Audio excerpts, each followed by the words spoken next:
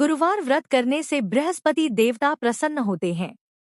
यह व्रत अत्यंत फलदायी है।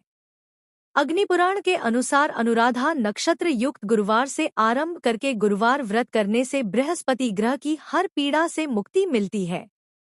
बृहस्पतिवार व्रत कथा प्राचीन समय की बात है। एक नगर में एक बड़ा व्यापारी रहता था। वह जहाजों में माल लदवाकर दूसरे देशों में भेजा करता था। वह जिस प्रकार अधिक धन कमाता था उसी प्रकार जी खोलकर दान भी करता था, परंतु उसकी पत्नी अत्यंत कंजूस थी। वह किसी को एक चीज भी नहीं देने देती थी। एक बार सेठ जब दूसरे देश व्यापार करने गया तो पीछे से बृहस्पति देव ने साधुवेश में उसकी पत्नी से भिक्षा मांगी। व्यापारी की पत्नी बृहस्पति देव से बोली, हे साधु महाराज, मैं इस दान और पुण्य से तंग आ गई हूँ। आप कोई ऐसा उपाय बताएं जिससे मेरा सारा धन नष्ट हो जाए और मैं आराम से रह सकूं। मैं यह धन लुटता हुआ नहीं देख सकती। बृहस्पति देव ने कहा, हे देवी, तुम बड़ी विचित्र हो। संतान और धन से कोई दुखी होता है।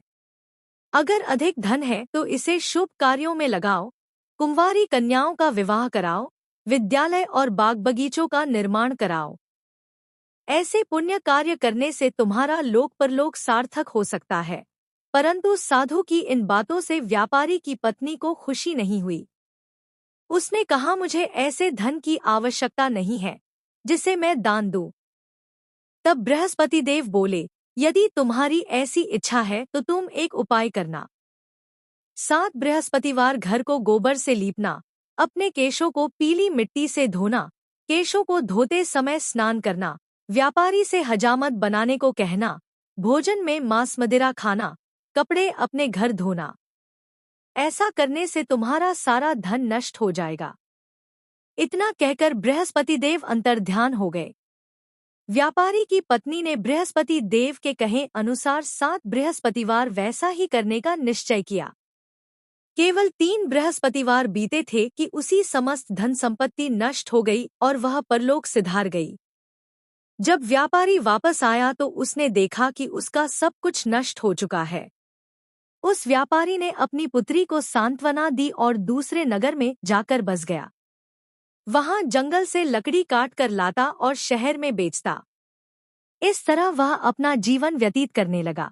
एक दिन उसकी पुत्री ने दही खाने की इच्छा प्रकट की, लेकिन व्यापारी के पास दही खरीदने के पैसे नहीं थे। वह अपनी पुत्री को आश्वासन देकर जंगल में लकड़ी काटने चला गया। वहां एक वृक्ष के नीचे बैठ अपनी पूर्व दशा पर विचार कर रोने लगा। उस दिन बृहस्पतिवार था। तभी वहां बृहस्पति देव साधु के रूप में सेठ के पास आए और बोले, हे मनुष्य, तू इस जंगल में किस चिंता में बैठा है?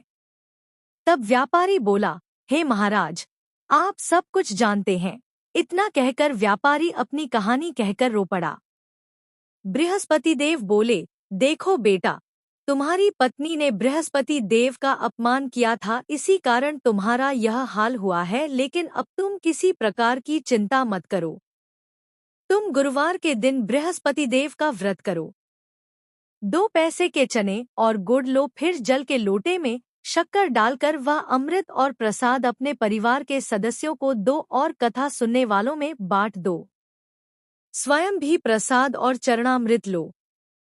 भगवान तुम्हारा अवश्य कल्याण करेंगे। साधु की बात सुनकर व्यापारी बोला, महाराज, मुझे तो इतना भी नहीं बचता कि मैं अपनी पुत्री को दही लाकर दे सकूं। इस पर साधु जी बोले, तुम लकड़ियां शहर में बेचने जाना, तुम्हें लकड़ियों के दाम पहले से चौगुने मिलेंगे, जिससे तुम्हारे सारे कार्य सिद्ध हो जाएंगे। उसने लकड़ियां काटी और शहर में बेचने के लिए चल पड़ा।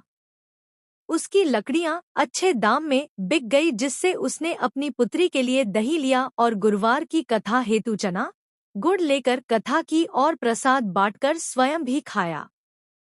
उसी दिन से उसकी सभी कठिनाइयां दूर होने लगी। परंतु अगले बृहस्पतिवार को वह कथा करना भूल गया। अगले दिन वहां के राजा ने एक बड़े यज्ञ का आयोजन कर पूरे नगर के लोगों के लिए भोज का आयोजन किया। राजा की आज्ञा अनुसार पूरा नगर राजा के महल में भोज करने गया। लेकिन व्यापारी व उसकी पुत्री कुछ देर से पहुंचे, अतः उन दोनों को राजा ने महल में ले जाकर भोजन कराया। जब वे दोनों लौटकर आए तब रानी ने देखा कि उसका खूंटी पर टंगा हार गायब है। रानी को व्यापारी और उसकी पुत्री पर संदेह हुआ कि उसका हार उन दोनों ने ही चुराया है।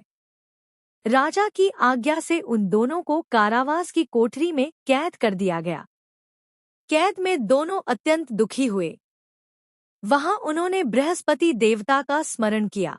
बृहस्पति देव ने प्रकट होकर व्यापारी को उसकी भूल का आभास कराया और उन्हें बताया कि गुरुवार के दिन कैदखाने के दरवाजे पर तुम्हें 2 पैसे मिलेंगे, उनसे तुम चने और मुनक्का मंगवाकर विधिपूर्वक बृहस्पति देवता का पूजन करना।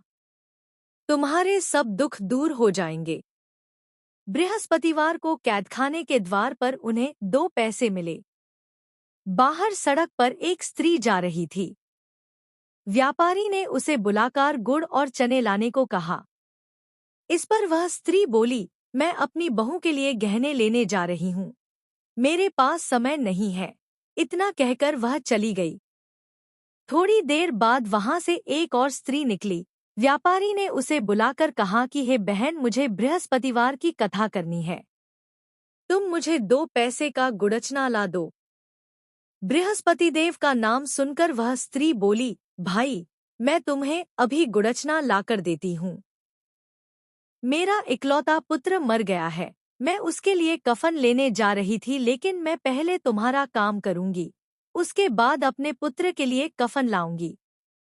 वह स्त्री बाजार से व्यापारी के लिए गुड़चना ले आई और स्वयं भी बृहस्पतिदेव की कथा सुनी। कथा के समाप्त होने पर वह स्त्री कफन लेकर अपने घर गई। घर पर लोग उसके पुत्र की लाश को राम नाम सत्य है कहते हुए श्मशान ले जाने की तैयारी कर रहे थे। स्त्री बोली, मुझे अपने लड़के का मुख देख लेने दो। अपने पुत्र का मुख देखकर उस स्त्री ने उसके मुंह में प्रसाद और चरणामृत डाला। प्रसाद और चरणामृत के प्रभाव से वह पुनः जीवित हो गया। पहली स्त्री जिसने बृहस्पतिदेव का निरादर किया था, वह जब अपने पुत्र के विवाह हेतु पुत्रवधू के लिए गहने लेकर लौटी और जैसे ही उसका पुत्र घोड़ी पर बैठकर निकला, वैसे ही घोड़ी ने ऐसी उछाल मारी कि वह घोड़ी से गिरकर मर गया।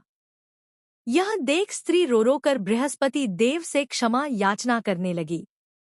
उस स्त्री की याचना से बृहस्पतिदेव साधु वेश में वहां पहुंचकर कहने लगे, देवी, तुम्हें अधिक विलाप करने की आवश्यकता नहीं है।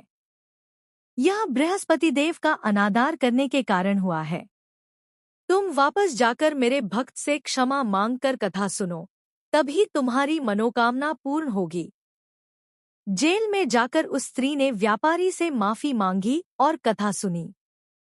कथा के उपरांत वह प्रसाद और चरणामृत लेकर अपने घर वापस गई। घर आकर उसने चरणामृत अपने मृत पुत्र के मुख में डाला। चरणामृत के प्रभाव से उसका पुत्र भी जीवित हो उठा। उसी रात बृहस्पतिदेव राजा के सपने में आए और बोले, हे राजन, तूने जिस व्यापारी और उसके पुत्री को जेल में कैद कर रखा है वह बिल्कुल निर्दोष है। तुम्हारी रानी का हार वहीं खूंटी पर टंगा है। दिन निकला तो राजा रानी ने हार खूंटी पर लटका हुआ देखा। राजा ने उस व्यापारी और उसकी पुत्री को रिहा कर दिया और उन्हें आधा राज्य देकर उसकी पुत्री का विवाह उच्च कुल में करवाकर दहेज में हीरे जवाहरात दिए। जिन्होंने श्रद्धा से बृहस्पति देव की कथा सुनी, उनके जीवन में कभी दरिद्रता, संकट और अपयश नहीं टिकता। व्रत कीजिए, आस्था रखिए, बृहस्पति देव आपकी हर मनोकामना पूर्ण करेंगे। जय बृहस्पति देव।